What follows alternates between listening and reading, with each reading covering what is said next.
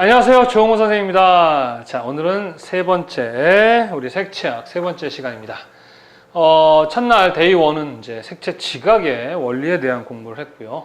전 시간에는 색채 체계에 대해서 공부를 했습니다. 그렇게 어려운 문제들이 출제가 안 되니까 너무 겁먹을 필요는 없습니다. 컬러리스트 산업기사 기사 시험 양만 해도 사실은 뭐 28강 정도 됐거든요. 그거를 고작 4개 강의에서 다 마무리하려다 보니까 선생님이 막 쓸데없는 얘기는 아닌데 조금 심도 있는 이야기들까지는 안 가고 있어요. 왜냐하면 그렇게 해버리면 너무 양이 많아지기 때문에 그렇습니다. 시각 디자인 산업기사에서는 좀 약간 거시적인 공부를 하시면 되겠다. 자, 너무 겁먹을 필요 없습니다. 선생님 강의한 정도만 알고 계시고 암기하시면 충분히 고득점을 맞을 수 있는 정도의 수준에서 시험 문제가 나올 것이다. 자, 오늘은요, 전 시간에 이어서 이제 생명법에 대해서 알아보도록 하겠습니다. 자, 생명법. 자, 생명법이라는 게 뭐냐? 그러면 뭐, 세계대에서 이름을 정하는 방법? 그런 뜻이에요. 별로 안 어렵습니다. 왜 이름을 정해야 되느냐? 그렇잖아요. 선생님도 이제 조영우라는 이름을 정했습니다. 만약에 제가 이름이 없다면 사람들이 그럴 거예요. 그 사람 있잖아, 머리 크고, 뭐, 매부리 코에 막 배는 나왔고, 막, 강의할 때 막 쓸데없는 소리 많이 하는 사람, 머리 크고, 매부리 코에 배만, 막 이렇게 얘기할 거 아니에요. 그럼 불편하잖아요. 그래서 그냥 간단하게 조영우다, 이렇게 이름을 정해놓으면, 조영우 이렇게 사용하기 편리하지 않습니까? 마찬가지로. 색도 우리가 표준을 정해서 어떤 수치로 이야기하거나 하기도 하지만 자주 사용하거나 하는 색들에 대해서는 이름을 정해서 쓰곤 합니다. 그래서 기본적으로 어떻게 이름을 정하는지 그 우리나라에서의 어떤 생명법에 대해서 알아보도록 하겠습니다.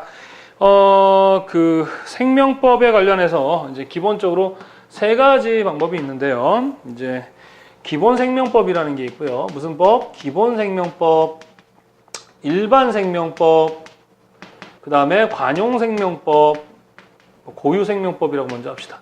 고유 생명법 해가지고 기본적으로 생명법은요 3가지가 있습니다. 그래서 기본은 말 그대로 기본이겠죠. 자, 이 기본은요 보통 우리나라에서 정한 KS 물체색이죠. 그것은 KSA0011이라는 곳에 가보시면 기본 생명법에 대한 이야기 나오는데요. 우리는 이제 먼새를 기본으로 해서 뭐 빨강, 주황, 노랑, 연두, 초록, 청록, 파랑, 남색, 보라, 자주라는 기본 생명을 정하고요.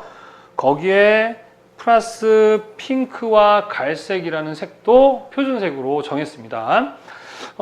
핑크는 거의 뭐 레드 가까운 색이, 레드랑 보라색 가운데 있는 색이고, 갈색은 약간 어두운 노랑이라고 보시면 되겠습니다.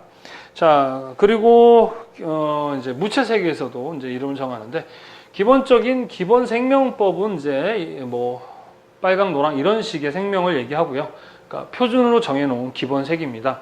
자, 일반 생명이라는 것은 뭐, 일반적으로 쓰는 생명이다. 이렇게 얘기하시는 거예요. 그래서 개통생명법이라고 하기도 합니다. 이건 뭐냐면 기본적으로 뭐 색조와 그 다음에 색상을 같이 붙여서 사용하는 경우, 이 색조 또는 이 앞에 뭐 형용사의 느낌을 붙여서 사용하는 방식을 얘기합니다. 그래서 기본적으로 뭐 색조의 가장 채도가 높은 색조를 우리 뭐라고 하냐면 비비드라고 합니다. 뭐라고 한다? 비비드. 그 다음에 뭐 빨강이다.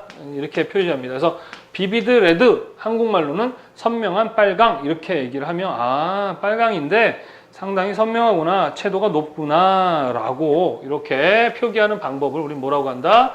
일반 생명, 개통 생명법이다 라고 합니다. 자, 고유 생명법은요, 그러니까 기본 생명법이에요. 기본 생명에다가 앞에다가 색조를 붙여주는 방식 또는 형용사를 앞에 넣어주는 방식, 이런 걸 우리 뭐라고 한다? 개통생명, 일반생명. 자, 고유생명법이라는 것은요, 관용생명이라고 해서요, 옛날부터 옛날부터 쓰던 그러한 방식의 생명법을 얘기합니다. 그래서 관용생명법은요, 보통 뭐 광물이나 또는 뭐가 있습니까? 식물이나 또 동물이나 인명 또는 지명 등의 이름을 본따서 옛날부터 사용하던 방식의 생명을 우리는 고유 생명 또는 관용 생명이라고 하죠. 이 시험 문제도 많이 많이 출제되고 사실 고유 관용 생명법은 되게 많습니다. 그래서 이걸 다 암기한다는 건 거의 불가능하고요. 그냥 느낌으로 풀어보시기 바랍니다. 예를 들어서 뭐 개나리색, 복숭아색 그러면 뭐 당연히 식물을 모티브로 해서 나오는 관용 생명이겠죠. 광물은 우리가 많이 쓰는 게 뭘까요? 뭐 금색, 은색 뭐 이런 거. 뭐 에메랄드 그린, 코발트 블루, 옥색 이런 것들이고요. 동물 같은 경우는 뭐 비둘기색, 뭐 따오기색, 뭐 지명 같은 경우는 프로시안 블루 뭐 이런 것들인데 뭐 이런 것들은 이제 기사에서 좀 어렵게 듣도 보도 못한 문제들이 출제가 되는데 그냥 찍으세요. 그거는 그거 외운다고 뭐 사실은 이제 뭐 이 시험이라는 게 점점 어려워질 수밖에 없는 이유가 뭐냐면 변별력이라 그러죠. 그러니까 예를 들어서 제가 여러분들한테 문제를 내고 맞히면 10,000원씩 줄게라고 얘기했어요. 맞히는 사람한테. 근데 뭐 문제를 냈더니 다 맞춰버리면 계속 다 맞춰버리면 내가 10,000원을 줄 수가 없잖아요. 그러니까 어떻게 돼? 자연스럽게 어려운 문제를 낼 수밖에 없는 거예요. 예를 들어서 뭐 얘들아 거북선을 만드신 장군님은 이순신 장군님이요 다 알잖아요. 그럼 변별력이 없으니까 약간 어려운 문제로 내겠죠. 그럼 실제로 거북선을 디자인한 장군은 모르잖아요. 에휴 나대용이야. 나대용 장군이야. 그랬어요. 그러면 기출문제가 되잖아요. 그럼 다음 시험을 위해서 다 외운단 말이에요. 그럼 제가 다음에 거북선을 설계한 사람은 나대용이 오면 또 안 되잖아. 그럼 또 어려운 문제로 가는 거야. 뭐 갑자기 우리가 뭐 이순신 장군의 둘째 아들의 이름은 사실 이순신 장군의 둘째 아들의 이름을 꼭 알아야 되나요? 그럴 필요 없는 건데 점점 문제가 어려워지는 거예요. 왜 그래? 너무 공부를 많이 해서 그래요. 그러다 보니까 선생님이 옛날 중학교 때 공부하던 걸 요즘엔 초등학생들이 공부를 하더라고요. 참 안타까운 현실이죠. 선생님 같은 사람들이 자꾸 그 기출 문제를 정리하고 강의까지 하다 보니까 이 시각 디자인 같은 경우에서도 컬러리스트 수준의 문제들이 간혹 출제가 되더라. 야 그렇게 하면 어떻게 공부를 합니까? 그죠? 여하튼 잘 모르겠으면 찍으세요. 우리는 100점 만점에서 60점 이상만 맞는 것이 우리의 목적입니다. 굳이 100점 다 맞을 필요 없어. 자, 그 다음에요. 자, 이렇게 일단 세 가지로 있다라는 것을 암기를 하셔야 되고, 우리나라의 기본 생명을 정한 것은 KS0011에서 물체 세계에 대해서 이렇게 쓰자라고 해가지고 색상과 색조라든가 이런 것들을 정의를 하고 있는데요. 교재에 보면은 선생님이 유체색과 무체색, 그 다음에 이제 색조라는 것을 정리를 해놨습니다. 거기 보시면 아까 얘기했듯이 비비드, 뭐 흐린 뭐 이런 건데 이제 원살표 새끼에서 이게 명도를 나타내고요. 이거는 채도를 나타낸다고 했었죠. 그래서 여기는 채도입니다. 여기는 명도거든요. 그래서 명도는 고명도, 저명도, 중명도 이렇게 나누고요. 채도도 고채도, 중채도, 저채도 이런 식으로 나누게 되는데 가장 채도가 높은, 그러니까 여기는 완전 순색이죠. 뭐가 없는 거야? 자기 색밖에 없는 애죠. 여기다가 맨 위에 있는 이게 뭐냐? 화이트거든요. 여기는 블랙입니다. 여기는 그레이죠. 그레이, 회색이죠. 여기는 뭐냐? 라이트 그레이라 그래서 밝은 그레이고요. 여기는 다크 그레이 이런 식으로 표기를 합니다. 그러면 여기에다가는 요 5가지를 혼색하는 방법이 나오겠죠. 그래서 요렇게 혼색하는 방법, 요렇게 혼색하는 방법, 얘를 혼색하는 방법, 얘를 혼색하는 방법, 얘를 혼색하는 방법에 따라서 요 안에다가 색조의 영역을 정해주는 겁니다. 그래서 여기는 밝으면서 채도가 변하는 걸 명청색이라고 얘기를 하고요. 요 어두워지면서 채도 바뀌는 걸 암청색이라고 하고요. 그러니까 중간에 있는 애들은 탁색이라고 얘기합니다. 그래서 이제 채도를 그렇게 설명하는데 요 맨 끝에 있는 애들을 비비드라고 얘기를 하고요. 흰색을 섞게 되면은 채도는 어떻게 된다? 떨어진다 그랬었죠. 그죠? 그러면서 밝아집니다. 그래서 여기의 영역을 뭐라고 하느냐? 그러면 라이트라고 합니다. 뭐라 그래요? 라이트. 거기 보시면은 교재에 보면은 라이트 표기로는 LT 소문자로 표기를 하죠. 그리고 한국말로 뭐라 그래요? 밝은 그래요. 그래서 비비드 레드, 라이트 레드 이런 식으로 뭐예요? 개통생명법으로 표기를 하는 겁니다. 그래서 얘는 채도가 어때요? 채도가 비교적 높으면서 밝은 애를 의미하고요. 또 흰색을 섞으면 마찬가지 채도는 떨어지고 밝아지는데 여기는 fail이라고 합니다. 뭐라고 한다? fail, 한국말로는 연한이라고 하고요. 또 흰색을 섞으면 또 떨어지는데 여기는 white sea, 그래서 흰이라고 얘기를 합니다. 무슨 말인지 아시겠어요? 그 색조, 이거 컬러리스트 공부하게 되면 이제 뭐 더 구체적으로 배우는데 이 부분도 사실은 지금에서 넘어가도 되는데 여러분한테 좀 참고 기사하는 분들을 위해서 제가 내는 겁니다. 어두운 색을 섞으면 여기가 뭐가 되느냐 그러면 여기는 저기가 됩니다. 딥이 됩니다. 딥. 뭐라고요? 딥이 됩니다. 딥. 그러니까 채도가 떨어지면서 어두워지는 딥. 여기는 다크. 여기는 블랙 씨라고 해요. 블랙 씨. 여기는 화이트 씨, 여기는 블랙 씨 그럽니다. 여기는 진한, 여기는 어두운, 여기는 뭐예요? 검은 그런 뜻입니다. 그래서 요것과 요걸 섞었잖아요. 그죠? 그러면 이제 그레이 회색을 섞으면 여기가 있습니다. 여기는 그레이시라고 합니다. 뭐라고 한다고요? 그레이시. 뭐라고 한다고요? 그레이시라고 합니다. 여기는 뭐가 될까요? 라이트 그레이시가 되겠죠. 여기는 뭐가 돼요? 다크 그레이시가 됩니다. 여기는요, 소프트라고 해요. 소프트. 여기는 뭐가 됩니까? 하면은 덜이라고 합니다. 덜, DL이라고 합니다. 이렇게 위치를 이렇게 잡아서 요 안에 색조를 사용하게 되는 건데 가장 선명한 애를 뭐라고 한다? 비비드라고 얘기를 합니다. 그래서 흰색은 3단계, 어두운 거 3단계, 라이트 여기 밝은 회색 2단계, 그레이 1단계, 다크 그레이 2단계 이런 식으로 해서 색조를 정했다 이렇게 보시면 되겠습니다.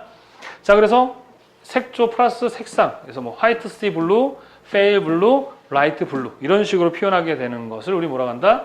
개통생명법이다, 일반 생명법이다 이렇게 설명을 하는데 그렇다면 우리나라도 마찬가지 생명은 먼셀표색계를 기본으로 했다고 그랬었죠. 그럼 이 개통생명법이라는 이 생명법의 모티브가 된 게 뭐냐 하면 바로 ISCC, NIST라는 협회, 어디에서 만든? 미국에 있는 협회에서 만든 그 생명법을 모티브로 해서 우리가 만들었다 이렇게 보시면 되겠습니다. 전 미국 색채협회와 그다음 전 미국 국가 표준이 같이 함께 만들었어요. 그래서 옛날에는 ISCC, MBS였는데 바뀌어가지고 ISCC, NIST라는 곳에서 만든 색채 표준을 기본으로 해서 우리나라의 일반 개통생명법을 만들었다 이렇게 보시면 되겠습니다. 그래서 이건 교재 한번 읽어보시면 될 것 같아요. 컬러리스트에서는 중요하게 다뤄지는데 시각에서는 뭐 그렇게 많이 출제되지 않는 부분입니다. 단 그냥 우리나라의 개통생명법은 미국의 ISCC, NIST라는 생명법을 모티브로 해서 만들었다. 뭐 이 정도로만 이해를 하고 넘어가시면 될 것 같습니다. 자, 생명법 어렵나요? 어렵지 않죠, 그죠? 뭐 이 정도에서 이해하고 넘어가시면 되겠습니다. 자, 이렇게 해가지고요, 색채 표준 색에 대한 것과 그 다음에 생명법에 대한 이야기를 했습니다. 자, 현재 사용하고 있는 생명법과 표준인데, 자, 그럼 과거 우리나라 옛 뭐 조선시대 때는 어떠한 표준을 사용했을까? 자, 그러면은 뭐 전통색이라고 얘기하는데 마찬가지로 표준이라고 보시면 됩니다. 어떤 표준? 과거의 표준이죠. 과거 조선시대의 표준색을 이제 전통색인데 동양은요, 음양오행설이라는 것을 양, 오행설이라는 이 기본으로 이 세상이 만들어졌다라고 생각을 하는데요. 조화죠. 이 자체는요, 하나의 조화죠.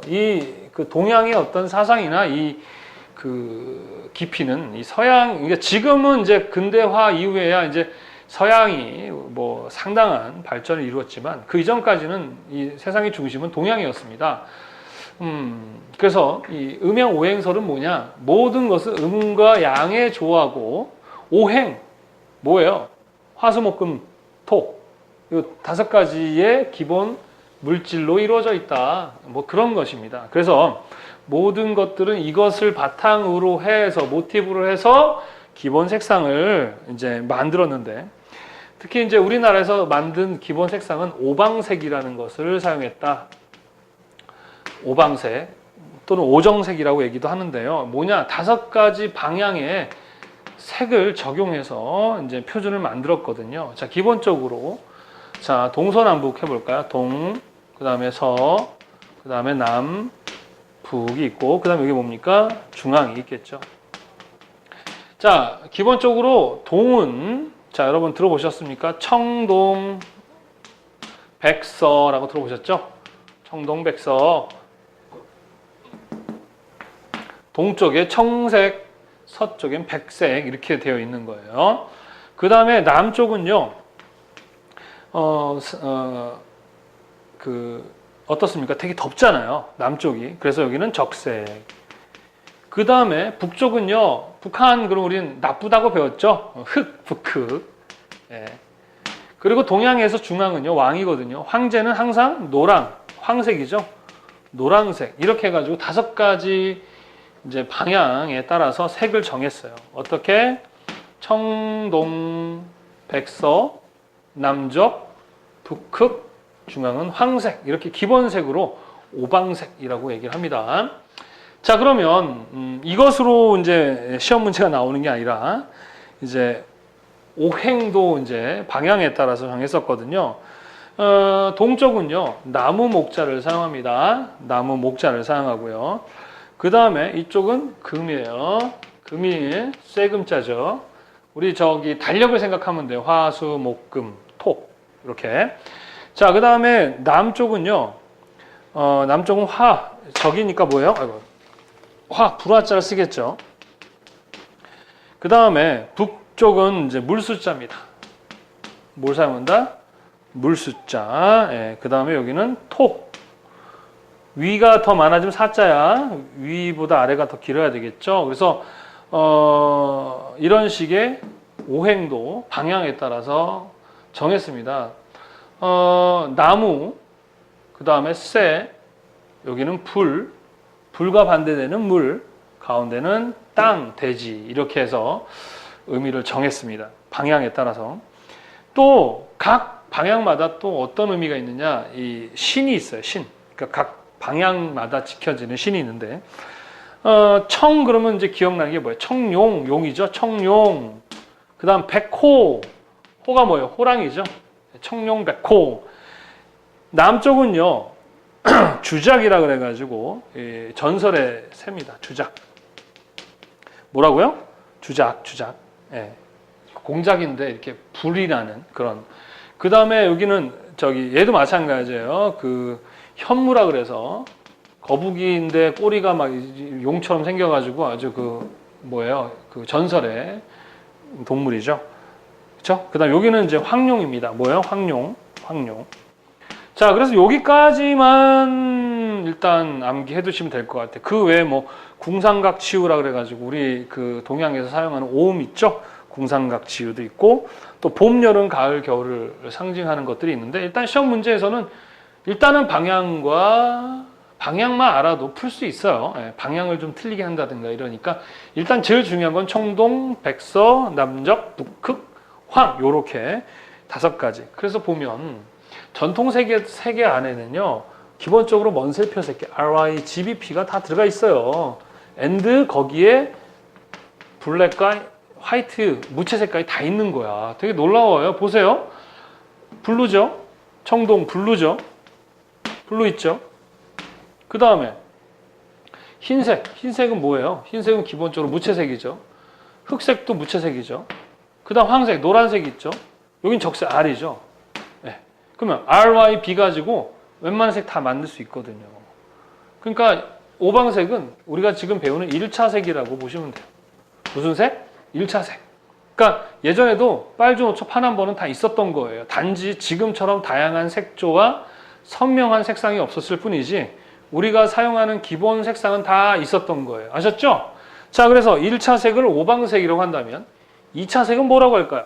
2차 색은 오간색이라고 합니다. 뭐라고 한다? 무슨 색? 오간색. 그러니까 사이간자를 써서 오방색들이 서로 혼색해서 만들어지는 색을 우리는 뭐라고 한다?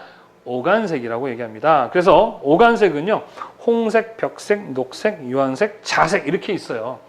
홍색이라는 것은 약간 붉은 주홍색이죠. 그럼 어떤 색과 어떤 색이 합쳐져야 되겠습니까? 흰색에다가 빨간색, 적색이 섞이면 홍색이 되는 거예요. 아셨습니까? 홍색. 그 다음에 벽색이라는 것은 약간 푸른 파란색이거든요. 그러니까 뭐예요? 백색에다가 파란색이 혼색이 되면 벽색이 되겠죠. 그 다음에 녹색을 만들 때는 어떻게 해야 되느냐? 그러면 황색과 청색이 만나면 됩니다. 황색과 뭐예요? 청색이죠. 약간 연두기미가 나는 듯한 느낌이겠죠. 자, 유황색이라는 것을 만들려면 뭐예요? 흑색과 황색이 만나면 돼요. 유황색이 약간 어두운 노랑을 얘기합니다. 자색이라는 것은 마찬가지로 흑색과 그 다음에 뭐예요? 적색이 만나면 되겠습니다. 그래서 오간색은요, 쉽게 얘기해서 뭐라고 생각하느냐? 2차색이라고 생각하시면 되겠습니다. 이렇게 되면 기본적으로 지금 사용하고 있는 빨주, 노초, 파남보, RIGBP를 다 표현할 수 있어요. 근데 단지 색조라든가 선명도에서 좀 딸린다 이렇게 보시면 되겠습니다. 그래서 특히 오방색 문제는 아주 많이 출제되는데 컬러리스트 시험에서 오간색도 출제가 되거든요. 근데 시각 디자인에서는 보통 오방색이 많이 출제가 되고 있다. 그래서 방향마다 가지는 의미를 암기해 두시면 되겠습니다. 어렵지 않아요. 자, 이렇게 해가지고 색채, 체계에 대한 강의를 마무리했습니다. 자, 우리 교재 이제 색채 심리라는 부분이 있는데요. 자, 일단 색채 심리라는 건 뭐냐면 색을 보고 어떻게 느끼는가예요. 그죠? 이 색채 심리는 상당히 주관적입니다. 사람마다 색에 대한 색 경험이 다릅니다. 그걸 우리는 기억색이라고 합니다. 자, 지금까지 색채 지각에 대한 공부했고요. 색채 체계에 대한 공부했고요. 색채 이제 심리에 대한 이야기를 할 겁니다. 심리는 이제 사람들이 색을 보고 어떠하게 반응하고 느끼는가. 그래서 뭐 전문 용어로는 색채 심리학 그럽니다. 사람마다 다른 경험을 통해서 색을 지각하는데 그 경험에 의해서 만들어진 색을 기억색이라고 합니다. 무슨 색? 기억색. 뭐냐? 좋은 기억의 색은 좋게 느낄 것이고 나쁜 기억의 색은 나쁘게 이렇게 느낀다는 의미예요. 자, 그래서 이러한 심리와 지각은 상당히 주관적이기 때문에 이 체계를 만들었다 이렇게 얘기했었죠. 자, 일단은 이제 교재에 나와 있는 것부터 자, 색이라는 것은 서로 만나죠. 혼색한다고 했었어요. 혼색. 자, 그 다음에 그 혼색된 색들이 서로 만나서 이제 배색을 하게 됩니다. 사용한다는 얘기죠. 색을 만드는 거를 보통 조색 그러고요. 만든 색을 사용하는 걸 배색이라고 합니다. 이제 배색을 하게 되면 색이 서로 만나면 두 가지 현상이 일어납니다. 하나는 대비가 일어나고요. 하나는 동화라는 게 일어납니다. 뭐가 일어난다? 대비와 동화, 색을 배색해서 사용하게 되면 이것도 하나의 심리적인 현상이겠죠. 혼색의 개념이 아니라 색을 갖다 쓰게 되면 이제 다른 색과 색을 서로 배색해서 사용을 하게 되면 우리가 보통 크게 색의 대비와 색의 동화로 지각하는데 대비는 서로 이렇게 비교된다는 얘기고요. 동화라는 것은 같은 느낌이겠죠. 그래서 보통 심리적으로 대비는 약간 다이나믹한 느낌이겠고요. 동화는 어떤 느낌이겠습니까? 상당히 안정감이 느껴지는 그러한 느낌이겠죠.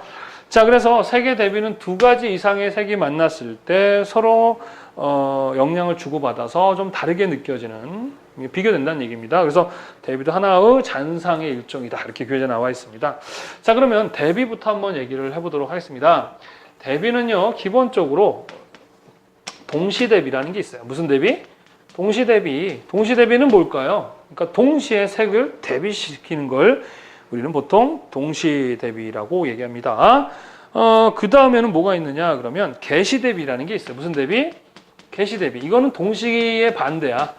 시간에 차를 주고 대비를 주는 거예요. 그러니까 처음에 색을 준 다음에 다음 색을 보여주면 앞에 있는 색에 의해서 다음에 있는 색과 대비 현상이 일어나게 되는 걸 우리는 개시대비라고 얘기합니다. 자, 그 다음에 이제 뭐가 있느냐? 연변대비라는 게 있어요. 연변대비는 뭐냐면 색과 색이 만났을 때 전체적인 부분이 아닌 이 겹쳐져 있는 부분의 대비가 가장 활발하게 이루어지는 것을 우리는 연변대비라고 합니다. 우리나라도 뭐 38선이라든가 휴전선, 그 다음에 그 서해 NLL에서 항상 이렇게 뭐가 일어납니까? 교전이 일어나거나 하죠. 그런 것처럼 연변에서 왔습니다. 아무 상관없죠. 하여튼 그걸 연변대비라고 합니다. 그 다음에 차갑고 따뜻한 대비가 있어요. 그걸 한난대비라고 합니다. 차갑고 따뜻한 느낌의 대비. 차란 따뜻한 란자죠. 그 다음에 이제 면적 대비라는 게 있는데 이 면적 대비는요 면적에 따라서 대비가 일어나는 건데 보통 이제 우리가 이제 어떤 샘플을 보잖아요. 그러면은 샘플로 보는 색을 실제로 예를 들어서 페인트 칠을 막 하잖아요. 그러면 내가 봤던 샘플보다 밝아집니다. 뭐 한다고요? 밝아집니다. 면적이 커지면 밝아지고 채도가 좀 올라가요. 그래서 항상 샘플을 볼 때는 실제로 시공이 됐을 때 좀 더 밝아지고 선명할 수 있다라는 부분을 고려해야 하는데 그건 왜 그렇다? 그럼 바로 면적 대비 때문에 그렇습니다. 이해하셨어요? 자, 그럼 동시 대비에는 또 뭐가 있느냐? 그러면 색상 대비라는 게 있고요. 채도, 명도 대비라는 게 있고요. 채도 대비라는 게 있고요. 보색 대비라는 게 있습니다. 자, 색상 있죠? 우리 먼세 표색계의 색상환으로 얘기를 했었습니다. 자, 먼세 색상에서 색상 차가 여기서 R이고 Y고 G고 B고 P일 때 얘와 요 옆에 있는 애들은 유사 색상이라고 합니다. 그래서 상당히 유사한 애들끼리 배색을 하게 되면 대비가 일어나지는 않아요. 많이 대비가 일어나지 않고 이렇게 좀 뭔가 조화를 이루게 되거든요. 그래서 색상 차가 크면 클수록 대비가 많이 일어나게 되고요. 이제 이렇게 서로 마주 보는 데까지 넘어가면 그때는 뭐예요? 보색이 되는 거죠. 명도는 여기에서 우리 10단계로 얘기한다면 당연히 명도 차이가 많이 날 때 명도 대비가 많이 일어나는 것이고요. 채도도 마찬가지. 채도도 14단계와 1단계 이런 차이가 많이 날수록 뭐예요? 대비가 많이 일어나는. 그러니까 선명하고 탁한 정도의 느낌은 채도 대비, 밝고 어두운 정도의 대비는 명도 대비. 색상 차이에 의한 명도 차이를 색상 대비인데 거의 색상 대비가 마주 보는 경우에는 무슨 대비가 된다? 명도 대비가 된다. 이렇게 보시면 되겠고 그 다음에 반면에 동시 대비 이건 다 같이 동시에 대비를 이루게 하는 것이고 개시 대비는 시간을 두고 대비를 주는 것이고 연변 대비는 두 가지 이상이 겹쳐있는 이 부분이 가장 많이 대비가 일어나는 걸 연변 대비라고 하고 한난 대비는 차갑고 따뜻한 정도를 얘기한다. 이렇게 얘기했죠. 면적 대비는 면적에 따라서 대비 느낌이 달라지는 것을 얘기한다. 자, 그래서 세 번째는 대비에 대한 얘기는 이렇게 마무리하고요. 네 번째는 동화입니다. 그럼 대비의 반대가 바로 동화예요. 얘네처럼 대비가 이루어지는 게 아니라 하나처럼 보여주는 건데 다른 말로는 전파 현상이라고 하고요. 전파. 그러니까 어떤 색이 어떤 색으로 전파되거나 혼색 효과라 하나가 돼버리는 혼색 또는 줄눈 효과라고 합니다. 요거 이름들도 잘 기억해 두세요. 왜 그러냐면 보통 우리 체크무늬가 아니라 이렇게 이런 식의 옷 뭐라 그래? 이거 줄눈처럼 이렇게 된 옷들 있잖아요. 그러면 이 넓은 이 무늬에 이 색이 동화가 돼버려 가지고 하나처럼 보여지는 이런 것을 우리는 동화 현상이라고 얘기합니다. 그래서 우리 베졸드 효과라는 거 우리 배웠었죠. 이거는 뭐랑 비슷하다 그랬어요? 그 전묘법이랑도 비슷하다 그랬는데 이 베졸도 마찬가지거든요. 이런 그 혼색되지 않았는데 하나처럼 색이 혼색되어지는 것처럼 보여지는 거 이걸 베졸드 효과라고 얘기합니다. 이해하셨습니까? 네, 그래서 대비, 동화 이 개념을 잘 이해를 하시고 넘어가시면 되겠습니다. 자, 그 다음에 이제 그 외에 우리 잔상에 대한 부분도 알아야 되겠습니다. 잔상. 자, 잔상이라는 게 뭐냐? 남는 거예요, 상이. 반찬 남는 거죠. 상이 남는 건데 이것도 되게 신기합니다. 자, 두 가지가 있습니다. 하나는 정의잔상, 무슨 장상? 정의장상.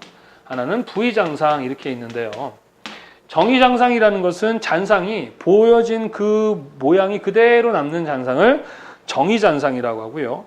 부의장상은 보여지는 거에 반대되는 상이 남는 것을 우리는 부의잔상이라고 합니다. 그래서 뭐 보여지는 밝기나 색상이 그대로 보여지는 건 정의잔상인데 이 잔상은 아주 중요합니다. 그래서 영화 같은 거, TV 같은 거 볼 때 사실은 영화나 TV는요.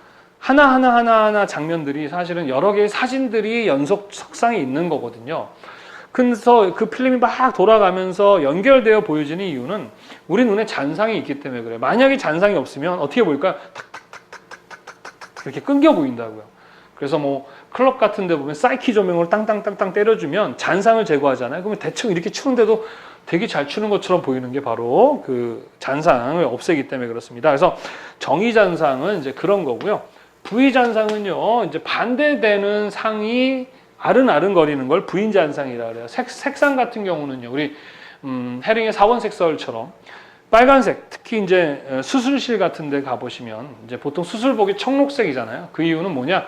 이러한 부의장상이라든가 부의잔상을 제거하는 거와 그 다음에 보색이죠, 보색. 빨간색을 자꾸 보다 보면 우리 눈에는 어떤 색이 그 청록색이 아른아른거리거든요. 반대되는. 예. 그래서 청록색이 아른되게 되면 빨간색을 제대로 볼 수 없게 되잖아요. 그래서 청록색 관련한 옷을 입게 되면 그런 부의잔상 같은 거를 어떻게 제거해 줄 수 있다라는 겁니다. 그래서 부의잔상은 그런 개념으로 이해하시면 되겠어요. 그래서 정의잔상은 보여지는 그대로의 빛과 밝기, 색이 잔상으로 남는 것이고요. 그래서 선생님 이렇게 하면 여러 개로 보이죠? 이렇게 옆에 뭐가 보이잖아요. 이게 잔상입니다. 참 신기한 거예요. 잔상이 없다면 우리는 참 불편할 거야. 부의잔상이라는 건 반대되는 빛과 색깔의 것들이 아른아른거리는 것을 우리는 부의잔상이라고 얘기합니다. 그래서 얘는 양성잔상, 얘는 음성잔상 이렇게 얘기도 하고요. 부의잔상은 소극적 잔상, 정의는 적극적 잔상 이렇게 얘기하고요. 얘는 또 긍정잔상, 얘는 부정잔상 이렇게 얘기도 합니다. 반대라서 등색잔상이라고 얘기도 합니다. 교재에 나와 있죠, 그죠? 그래서 그런 잔상의 개념 잘 기억해 두시기 바라고 시험에 아주 자주 나와요. 정의장상과 부의장상이 있다라는 거. 그 다음에 주목성이라는 게 있습니다. 주목성이라는 게 뭘까 그러면 사람들이 많아요. 되게 많은데 거기에 설현이가 있어요. 그럼 설현이가 눈에 띄죠. 주목받게 되잖아요. 그러니까 눈에 잘 띄는, 가장 눈에 잘 띄는 색상을 색을 주목성이 있다라고 하는 거거든요. 그래서 보통 주목성이 가장 높은 색은 옐로 쪽입니다. 노란색과 레드 쪽인데 옐로가 가장 밝고 장파장 계열이라서 눈에 잘 띕니다. 얘는 혼자 있어도 눈에 잘 띄는데 이거와 다르게 명시성이라는 게 있습니다. 명시도, 명시성 이렇게 얘기하는데 이거는요 2가지 이상의 색이 혼색됐을 때 눈에 잘 띄는 것을 우리는 명시성이라고 얘기를 하는데 얘는 다른 말로는 얘는 유목성이라고 하고요. 유목성 잘 기억해 두세요. 이런 말로 나와요. 얘는 시인성이라고 합니다. 주목성과 명시성의 차이는 주목성은 혼자인데 눈에 잘 띄는 거야. 그냥 혼자 있어도. 그래서 보통 노란색이 가장 눈에 잘 띈다. 그래서 과거에 우리나라 군대, 제가 군대 생활할 때만 해도요. 계급장 자체가 노란색이었어요. 군복이 가장 중요한 건 뭘까요? 일단은 기도비닉 그래가지고 소리를 이렇게 안 나게 하거나 또는 이렇게 은폐, 엄폐를 잘해야 되는 게 되게 중요하거든요. 근데 노란색은 가장 눈에 잘 띈단 말이죠. 그래서 광고 군복 자체가 그런 어떤 색채 계획이 되지 않은 군복이죠. 왜? 그냥 계급 사회니까 계급 보고 서로 경례 잘하고 뭐 전쟁과는 상관없이 그런 거였나? 예. 그러니까 군대에서도 군복을 디자인할 때 누가 필요하다? 컬러리스트가 필요한 거죠. 그래서 예전에 이 강릉의 간첩들이 왔을 때 우리 군인들이 이 가슴이랑 이 머리를 다 맞았단 말이죠. 왜? 머리에서 그 노란색만 보고 쏘면 되니까. 자, 그래서 주목성이 높은 그런 색 가지고 군복을 만들었던 거죠. 예. 지금은 이제 다 무채색 계열의 흑색으로 변해 있어서 상당히 이제 이렇게 전술적으로 사용하고 있습니다. 그래서 면식성이 가장 높은 건 뭘까요? 무채색인 검은색에 주목성이 높은 노란색을 배색하면 상당히 명시성이 높아지겠죠. 그래서 이 명시성을 이용해 가지고 이제 보통 어떻게 하느냐? 안전색채라 그래 가지고 우리가 이제 사용하는 색채들 중에 안전색채, 안전을 상징하고 표시하는 색채로서는 이 보통 이 주목성과 명시성을 고려해서 색을 배색한다 이렇게 보시면 되겠습니다. 그래서 요즘에 그 교통 표시판도 보면 초록색, 흰색이었잖아요. 근데 요즘에 아주 위험한 곳에는 검은색에 노란색, 그러니까 황색의 표시를 많이 한다. 그래서 이 2가지 잘 구분해서 기억해 두시기 바랍니다. 아셨습니까? 자, 색채 심리에 있어서 또 중요한 것은 색을 보고 우리가 어떠한 느낌을 받는가에 대한 부분이 또 중요한데 8번째, 온도감입니다. 뭐라고요? 온도감. 색을 보면서 따뜻하다, 차갑다 이런 느낌을 받는 건데 실제로 있잖아요. 빨간색을 보고 있으면 몸의 온도가 올라가요. 파란색을 보면 온도가 내려가죠. 그래서 시원한 느낌을 주기 위해서는 보통 파란색이고요. 따뜻한 느낌은 약간 이제 빨간색 계통의 색이 좀 따뜻한 느낌이 납니다. 왜 그럴까요? 우리가 그렇게 기억하고 경험했기 때문에 그렇습니다. 지금도 여러분들 레몬이라는 거 안 먹었는데 선생님이 레몬 아우 샤워 그래요. 벌써 입안에서 침이 돌아요. 트라우마죠. 경험에 의한 그러한 느낌이 있는데 보통 우리가 따뜻한 색, 난색 그러면 빨간색 계열, 그 다음에 시원한 것은 한색, 그래서 파란색 계열 이렇게 사용합니다. 그렇다면 중요한 게 또 이제 온도감이 느껴지지 않는, 따뜻하지도 않고 차갑지도 않은 색을 우리는 중성색이라고 하는데, 중간 느낌의 색은 연두, 자주, 보라, 이래서 2차 색들이 온도감이 잘 느껴지지 않습니다. 자, 그 다음에 이건 뭐 어렵지 않잖아요. 근데 시험에 아주 잘 나와요. 그럼 어떻게 감사합니다 하고 푸시면 되겠죠. 특히 온도감은 색상, 명도, 체조 중에서 어떤 거와 상당히 관련이 있다 그러면 색상과 관련이 있어요. 물론 명도도 따뜻하고 차가운 느낌은 있지만 구분하기 좀 애매하잖아요. 그죠? 예. 그 다음에 무게감입니다. 중량감이라고 하죠. 무게감 또는 중량감. 그러니까 무겁거나 가벼운 느낌인데 이거는 명도랑 상당히 상관이 있겠죠. 그죠? 중량감. 자, 그래서 어두우면 어떻습니까? 좀 무게감이 있고요. 밝으면 좀 가벼운 느낌이 나는 거죠. 그래서 이렇게 무게감 있는 직업을 가졌거나 하는 사람들은 이렇게 약간 어두운 색을 또는 좀 신뢰감이나 중량감을 주기 위해서는 약간 어두운 색을 이렇게 입지 않습니까? 그죠? 대통령인데 백구두에 양복 입고 나면 진짜 웃기잖아요. 그죠? 예. 그래서 명도와 관련이 있다. 이게. 그 다음에 경영감이라는 게 있습니다. 뭐예요? 경영감. 경영감이라는 것은 뭐냐? 따뜻하고, 딱딱하고 부드러운 거 또는 강약감과도 상당히 연결됩니다. 자, 딱딱하다 뭐 이런 느낌은 뭐랑 연결되느냐? 그럼 채도와 상당히 연결되어 있습니다. 그래서 보통 딱딱한 느낌은 채도가 높은 고채도가 상당히 강하고 딱딱한 느낌이 나고요. 난색보다는 한색이 좀 더 딱딱한 느낌이 나고요. 어두운 색이 좀 더 딱딱한 느낌이 나는데 일단 채도 이렇게 해서 각각 대표하는 것들을 잘 기억해 두시기 바랍니다. 그 다음에요. 흥분과 진정이라는 게 있어요. 흥분을 시키고 진정을 시키는 건데 색이 그러냐? 네, 그런 느낌이 있죠. 흥분을 시키는 것은 약간 빨간색들이 흥분을 시킵니다. 그래서 미친 소들이 괜히 빨간색 보면 흥분해가지고 달려들잖아요. 그죠? 그죠? 그리고 이제 푸른색은 약간 진정시키는 느낌이 있다. 또 시간의 장단. 장단은 뭐냐? 시간이 길게 느껴지기도 하고 짧게 느껴지기도 한다는 얘기인데 빨간색 방에 있으면 좀 느리게 가는 것처럼 느껴지고요. 파란색 방은 좀 빨리 가는 것처럼 느껴집니다. 그래서 색을 사용할 때 그러한 시간의 장단도 고려를 해야 되겠죠. 이 심리적인 반응을 고려해야 된다.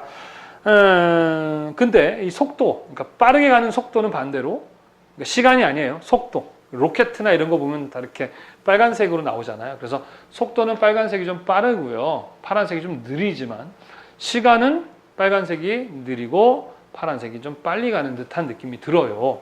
아셨습니까? 그 다음에 진출과 후퇴. 진출은 앞으로 튀어나오는 거, 후퇴는 들어가 보이는 거죠. 진출되어 보이는 거는 일단 한색일까요? 난색일까요? 난색이 앞으로 튀어나와 보이죠. 눈에 잘 띄니까. 하여튼 눈에 잘 띄는 게 튀어나와 보입니다. 그러니까 명도도 밝은 고명도, 채도도 높은 거. 무채색보다는 유채색이 훨씬 더 앞으로 진출되어 보인다. 이런 거는 여러분 뭐 그렇게 어려운 게 아니겠죠. 그죠? 그 다음에 팽창과 수축. 자, 팽창과 수축. 팽창, 수축은 이제 풍선을 생각하면 됩니다. 후후후후 불면은 쫙 터질 것처럼 팽창되는 느낌. 수축은 쪼그라드는 느낌을 얘기합니다. 그래서 팽창도 마찬가지로 눈에 잘 띄는 색들이 팽창돼 보입니다. 그래서 난색이라든가 고명도, 고채도, 유채색들이 훨씬 더 팽창돼 보인다. 이렇게 보시면 되겠고요. 그 다음에 색의 면적 효과는 우리 면적 대비 얘기했었죠. 면적이 클수록 밝고 채도가 높아 보인다. 뭐 이런 내용들이에요. 뭐 어렵습니까? 되게 이 시험 문제가 나오면 그냥 감사합니다 하고 푸시면 되겠습니다.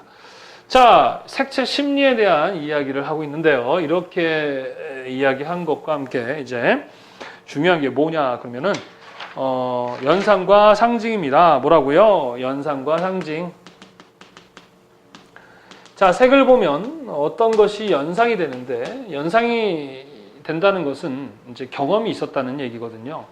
그래서 연상에는 두 가지가 있어요. 구체적 연상과 추상적 연상이 있고요.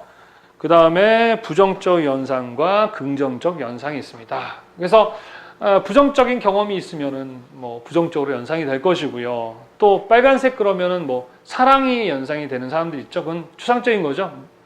만져지지 않잖아요, 그죠? 근데 사과 그러면 뭐예요? 좀 만져지고 실제 현실 형태니까 그걸 우리는 구체적 연상이라고 얘기합니다. 연상과 상징은 철저하게 어떤 경험에 의한 것이고요. 그리고 이제 기사는요, 우리 교재 보면은요, 프랭크 만케의 색채 경험 피라미드다라는 게 있는데, 일단 그 경험 자체라는 게 이제 기억생 얘기했었죠. 이제 그 얘기인데요. 6단계로 나눴지만 크게로는 3단계로 먼저 나눴어요. 프랭크 만케. 자, 만케라는 사람이 어떠한 경험, 그러니까 선생님이 얘기했죠. 기억색에 대해서 6단계로 나눴는데 일단 근본적으로 크게 3개인데요. 우리 사람이 경험을 할 때 이제 어린 나이 아이들은 어떠한 자기가 스스로 경험하는 게 아니에요. 어린 아이들이 왜 자꾸 노란색을 좋아하느냐? 부모님들이 자꾸 노란색을 경험시키기 때문에 그래요. 노란색만 입히니까. 왜 그래요? 노란색이 가지는 어떠한 다양한 그 뭐 병아리 같은 귀여움도 표시해 줄 수 있고 또 눈에 잘 띄기 때문에 안전 뭐 이런 것 때문에 자꾸 노란색을 입히니까 아이들은 노란색이 좋아지는 거예요. 자꾸 하다 보면 좋아지고 친근해지니까. 그게 뭐냐 그러면 생물학적 반응 단계와 수동적 의도 관계. 요게 그 단계예요. 그리고 이제 여러분들이 어느 정도 머리도 크고 이제 해지면 지가 좋아하는 색을 갖잖아요. 그걸 우린 능동적 의도 관계라고 얘기를 합니다. 그래서 3단계 생물학적, 수동적, 능동적 이렇게 크게 나누고요. 생물학적 단계라는 거는 무의식에서 경험하는 걸 얘기하는 거예요. 그래서 뭐 우리가 난색 그러면은 왜 빨간색을 따뜻하냐? 이건 무의식 속에서 우리가 경험한 거거든요. 만약에 어릴 때부터 따뜻한 방을 파란색으로 하고 불을 파란색으로 보여주면 아마 우리는 파란색이 따뜻하다라고 느낄 건데 그냥 우리가 기본적으로 그냥 자연스럽게 받아들이는 생물학적 반응 단계는 2가지. 색 자극에 대한 생물학적 반응과 그 다음에 집단적 무의식. 남들이 다 그러니까 그런가 보다 하고 내 의지를 갖지 않고 경험하는 걸 얘기합니다. 수동적이라는 것은 뭔가 교육을 통해서 받는 거예요. 교육. 의식적 상징화 연상이라고 하고요. 문화적 영향과 매너리즘. 어떤 문화라는 그 속에서 그래서 중국이라는 사람들이 문화가 빨간 문화를 좋아한다. 그럼 거기에 빠져버리는 거 매너리즘이죠. 그러다가 이제 내가 어떤 스타일이라든가 나만의 개인적인 어떤 특징을 찾아가는 능동적 의도 관계 해가지고요. 이게 이제 만케가 했다는 거, 그다음에 구분하는 것인데 최근에 이제 종종 나오기 시작합니다. 이 정도 수준까지는 이제 컬러리스트에서만 출제됐던 문제인데 그래서 교재에 넣습니다. 그 다음에 연상과 상징을 보게 되면 비슷한 거죠. 이 만케가 얘기하는 경험에 의해서 만들어지는 건데 연상도 기억세기 위해서 만들어지는데 여러분들 이거는 암기할 필요가 없어요. 그냥 여러분의 경험대로 풀어보시면 됩니다. 자, 그냥 들어보세요. 열, 위험, 분노, 열정, 일출, 자극, 능동적 화려함, 십자가, 혁명, 사랑. 뭐가 연상됩니까? 그쵸, 빨간색. 네, 뭐 어렵습니까? 이것은 그냥 한번 읽어보고 느낌대로 풀어보시면 되는 그런 문제겠죠. 이러한 연상을 이용해서 우리가 배색을 하게 되는데 이러한 연상은요, 어떤 제품을 보다 더 그 정보를 잘 전달해주는 역할도 합니다. 예를 들어서 바나나 우유 그러면 노란색으로 해야 되겠죠. 파란색으로 해보면 바나나 우유가 아니잖아요. 자, 그 다음에 어떤 기능 정보는 뭐냐? 이렇게 기능마다 이렇게 빨간색, 파란색을 넣어줘서 기능에 도움을 주는 것을 얘기하고요. 또 사회 문화 정보로서의 어떤 붉은 악마라든가 또 언어적 기능, 1호선, 2호선, 3호선. 또 국제 언어로서의 국기색이라든가 안전색채 등 이런 것들이 색채 연상을 가지고 이제 할 수 있는 것들인데 이 부분은 이제 산업기사에서는 안 나오고요. 기사에서 아마 나올 수 있고 또 추후에 너무 이제 변별력이 떨어지면 나올 수 있을까 해서 그냥 넣어봤습니다. 참고하세요. 근데 이제 컬러리스트 준비하시는 분들한테 아주 중요한 문제죠. 상징은 뭘 대표하는 거죠. 대표색을 얘기합니다. 그래서 기본적으로 과거에는 이 상징을 색에 의해서 어떤 신분 같은 걸 상징하기도 했었고요. 그죠? 예. 그리고 기본적으로 소방서를 상징하는 색은 빨간색 이런 식인데 연상과 상징은 좀 비슷하긴 한데 상징은 뭔가를 대표하는 색을 얘기합니다. 그래서 대표적인 게 과거에 신분을 나타내거나 계급을 구분하기 위해서. 그래서 왕은 노란색, 몇품은 빨간색, 파란색, 청록색 이런 것들을 이렇게 구분하는 상징으로 사용했던 것이고요. 요즘에 이제 또 많이 출제되는 게 이 상징과 관련해서는 오륜기가 많이 출제됩니다. 오륜기 하면은 이제 우리 올림픽 오륜기 있죠, 그죠? 5가지 색상인데, 요게 좀 출제되니까 한번 얘기를 할게요. 여기 이제 아시아가 있고요, 아프리카가 있고요, 영국, 여기 북아메리카, 남아메리카, 여기 오스트레일리아 이렇게 있고, 여기 뉴질랜드 이렇게 있죠. 우리 한국 여기 있고, 일본 재석계 여기 있죠. 자, 여기는 아시아입니다. 네. 그 다음 여기는 이제 유럽이죠. 여기는 아프리카죠. 여기는 아메리카. 여기는 뭐예요? 호주랑 이제 뉴질랜드. 그죠? 오스트레일리아 이렇게 있습니다. 그래서 아시아는요, 과거 중국이 중심이었고요. 중국의 황제는요, 이 노란색, 금을 상징하는 노란색을 상당히 숭상했었습니다. 그래서 아시아는 노란색. 유럽은요, 이 청색을 많이 사용합니다. 국기색에 보면은. 그래서 상당히 과거에 유럽이 가장 찌질했었거든요. 못 살았어요. 지금에서야 잘 살고 하지, 과거에는 진짜 흑사병 있잖아요. 그거 더러워서 걸리는 병이거든요. 예. 여하튼 그러다 보니까 이 청색을 상당히 좋아하고요. 아프리카는 당연히 검문 대륙 그러죠. 흑색을 좋아하겠죠. 선호하죠. 아프리카 캐나다라든가 미국 국기 이런 거 보면 상당히 빨간색이 많습니다. 그리고 여기 오스트레일리아 같은 경우는 상당히 자연 친화적인 동네죠. 그래서 여기는 초록색을 많이 선호한다. 이 오륜기를 물어보는 시험 문제가 최근에 많이 출제되고 있으니까 잘 기억해 두시기 바랍니다. 아시아는 노랑, 유럽은 청색, 아프리카는 흑색, 미국이나 이 캐나다 이런 국기 생각해서 빨간색, 여기는 자연을 생각해서 초록색 해가지고 이렇게 5가지 오륜기색이 있다. 상징한다. 이렇게 보시면 되겠습니다. 자, 이렇게 해서 색채학, 오늘 색채 심리에 관련해서 대비와 동화에 대한 이야기 했었고요. 그죠? 대비는 동시 대비, 개시 대비, 연변, 한난, 면적, 그죠? 그 다음에 동화는 배절도 효과도 얘기했었고, 줄눈, 전파, 혼색 효과다라고 얘기했었습니다. 자, 그리고 뭐 배웠습니까? 그 외에 세계 잔상에 대한 얘기도 했었죠. 정의잔상과 부의잔상이 있다. 정의잔상은 있는 그대로의 잔상, 부의잔상은 반대되는 색과 밝기, 그리고 주목성과 명시성에 대한 구분. 주목성은 그냥 눈에 잘 띄는 거, 명시성은 2가지 이상이 혼색해서 눈에 잘 띄는 거. 그 외에 심리적인 온도감, 중량감, 경영감. 온도감은 색상, 중량감은 명도, 경영감은 채도. 흥분과 진정, 시간의 장단, 속도는 진출후퇴, 팽창수축, 면적효과. 넓을수록 더 밝고 채도가 높다. 그 다음에 세계 연상과 상징은 경험, 기억에 의해서 만들어지는 것이다. 경험에 대한 것은 많게의 색채 피라미드. 보통 나의 의지와 상관없이 교육받았다가 내가 해가는 이 3단계에서 6단계로 또 구분되어졌다라는 거. 그 다음에 연상 부분에 대한 색들은 그냥 한번 읽어보시면 충분히 풀 수 있다라는 거. 상징이라는 것은 이제 뭔가를 대표하는 색으로서 계급 또는 기타 등등 표시하는, 그리고 특히 오륜기 관련해서 시험 문제도 자주 나와서 이해해야 된다까지 했습니다. 어렵습니까? 할만하죠? 아우, 저도 힘들어요. 왜 그러냐면 이 28강을 강의하거든요, 선생님이 컬러리스트에서. 근데 이거를 지금 3일만 3번째 다 여기까지 설명하려니까 지칩니다. 그래서 여러분들, 저는 이제 하루 만에 지금 촬영을 하고 있기 때문에 더 힘드네요. 자, 이제 다음 시간에는 데이 4회차인데요. 다음 시간이면 이제 색채학은 이제 마무리가 됩니다. 자, 어때요? 여기까지 어렵습니까? 할만하죠? 예. 처음 시작했을 때보다 약간 흐리멍텅해지는 이유는 하루 만에 다 강의를 해서 그렇습니다. 힘드네요. 예. 자, 여러분이 더 힘드시겠죠? 저희가 말을 하고 있는 거니까.